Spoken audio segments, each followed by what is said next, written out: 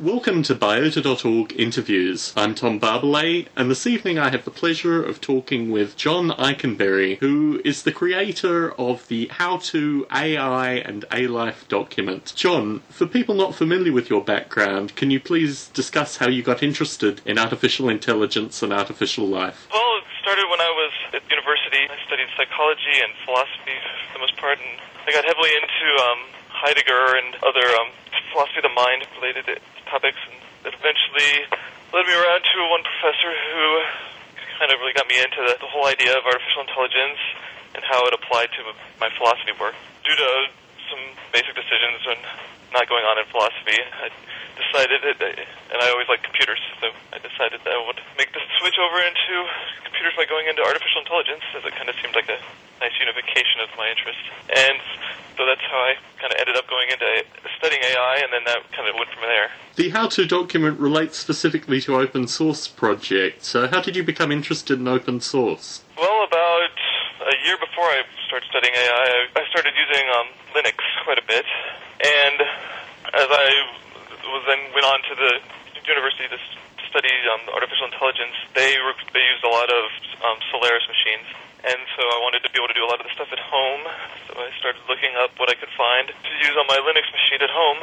That was actually kind of how the how-to got developed, and my whole interest in open source in general was more of just a growth out of my years of using Linux, and just how well it worked and how well I liked it. And for people not familiar, can you describe the How-To document? Like I was saying, it grew out of my studying of AI and looking for things I could use in my studies, and so I was just scouring the net looking for all sorts of different software I could use. With Linux, in my studies of AI, it was all sorts of stuff, neural nets to genetic algorithm stuff to knowledge-based systems, and I don't know, all sorts of stuff. Eventually, I realized that I had collected quite a bit of information, and there was nowhere else that at that time that had collected all this. So I thought I would put together a little how-to. Started out as like a little mini how-to, and I just kept adding to it over the years. And it grew into what it is today. And basically the document is a surveying of a wide variety of artificial intelligence and artificial life projects. But what's fascinating is, particularly now, artificial life overlaps very heavily into intelligent agents. Do you have problems with the classification of various projects? Yeah, it's always been kind of troubling. There's some things that are just always really blurred between evolutionary and life, and there's lots of things where, like, they're using evolutionary computations or genetic algorithms like to grow neural nets, and so where did that go? And I just always just kind of try to take my best stab at where it makes the most sense.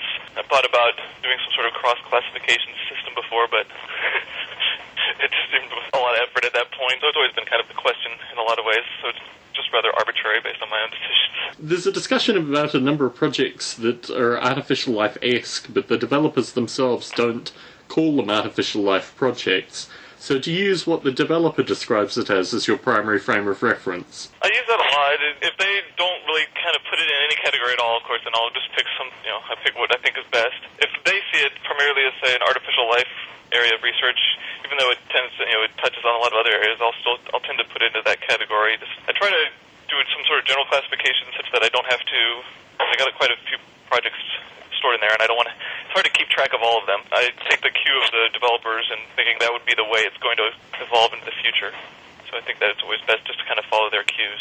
Now, for people not familiar with open source, what do you think are the greatest benefits of the open source model? Well, I always thought one of the best benefits of the open source model or free software model was kind of it's comparing it to the sciences, and just the sharing of information, the sharing of knowledge in sciences has always been what is one of the key aspects of forwarding of sciences, and source code is really kind of just a really concrete form of information. And so I always thought that the best way to, or one of the best ways to evolve, particularly the core components of a lot of the software, would be through that same kind of process. So I don't know, it always seemed to be kind of a fairly close fit in my head as to how open source and artificial intelligence research can also benefit. It seems like the source code is really part of the research output of these projects. Open source dominates contemporary artificial life, but one of the problems with open source, which also is a problem with contemporary artificial life, is that it's very difficult to bring money into open source projects, and consequently also artificial life projects. Including that problem, perhaps, what do you see are the greatest problems with open source? There is the the ongoing problem of business strategies around strictly open source software. I don't necessarily think that is really the current models of how to do that are best ways of dealing with it. And relating it to science as an example, companies that do a lot of hardcore science do a lot of it as a backdrop to developing things on top of that. The best model for open source, I think, a lot is for the people who develop larger things on top of it, just kind of all contribute together. I think a lot of the embedded companies, how they're getting together to work on the embedded versions of Linux is, I think, an example of how eventually it's going to play out. I mean, I think there'll be smaller players along the lines of, companies that have value-added services and that sort of thing. I don't think it's going to be a big cash cow like the proprietary software has been. I guess the difficulty in any discussion with regards to open source is that people talk about Linux, and certainly your how-to document relates to a number of single, possibly, if they're lucky, maybe 2 or 3 additional developers' projects. But how do you see these projects as potential sources of funding and things like that? How does that reconcile with the open source model? When you talk about research-centric stuff, like I said, a lot of the software is going to be a byproduct or one of the outputs of the research, just like the papers, dissertations and whatnot. The software is going to be another byproduct of that, and as such, it's whether it's going to get some sort of long-term lifespan or not is going to depend on the relevancy and the importance of the work. And then once you start kind of trying to get into more of a commercial ideas,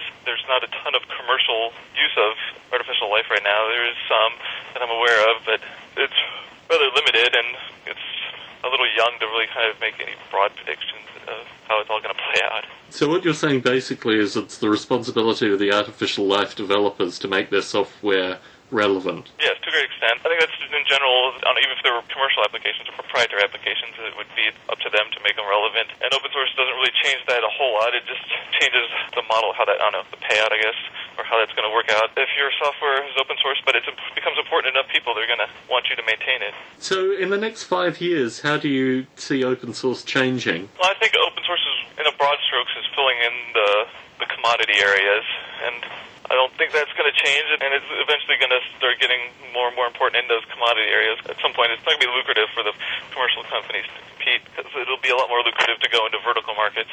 And as far as just kind of in relation to artificial intelligence, it's hard to really say. I mean, even if you think about even just other kind of specific areas, it's pretty open. I guess my best guess would be based just on what's happened in the past. Essentially, it's going to be a way for just people to get together and work together on the projects, and the field get more developed. There'll be more of these interworkings between different groups. I haven't seen any really large growth out of that. I mean, I thought at one point the swarm system out of Santa Fe would be a pretty big nodal point for a lot of groups, but it actually hasn't really seemed to develop in that way. What more would you like to see with the artificial life and the artificial intelligence communities? Speaking off the cuff, what I would personally, I guess, like to see would be more getting together of the really abstract or academic stuff with some of the more commercial-oriented things. One of the big topics in a lot of circles is like the differentiation between what is done like in game artificial intelligence versus what is done in academic artificial intelligence. I think there's lots of things to be of interest to when getting those two things together. And I think we're getting to the point where some of that stuff might actually be possible, since we're getting into the realm of multi-core CPUs, which should open up some interesting possibilities for artificial intelligence in games and in other applications as well. I think that would be getting some more practical applications. I think would be very interesting. Any final thoughts for the interview, John? No, not really. Just anybody listening knows if any happens to look at my how-to and knows of something that's not on it, let me know. I also I have a section at the bottom of things that I've lost track of over the years, and happen to know any information about those, that would also be nice. Well, as someone who has a project on your how-to list, John, I've got to thank you personally for all the interesting traffic that the how-to list generates.